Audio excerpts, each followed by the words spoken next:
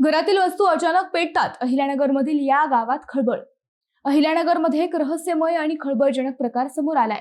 घरातील वस्तू अचानक पेट घेत आहेत आणि त्यामुळे संपूर्ण परिसरात भीतीचे वातावरण निर्माण झाले. मंडळी, देवळाली प्रवरा शहरातील लक्ष्मण नगर परिसरात हा विचित्र प्रकार घडत आहे.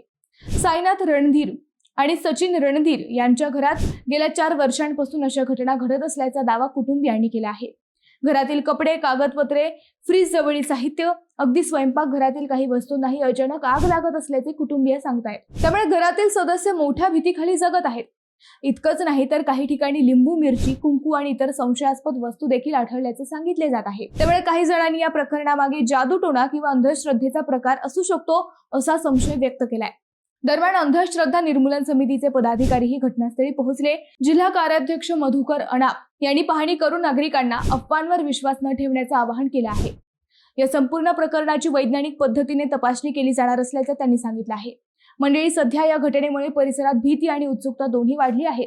नेमकं हे प्रकार कशामुळे घडत आहेत याचं उत्तर आता तपासातूनच समोर येणार आहे.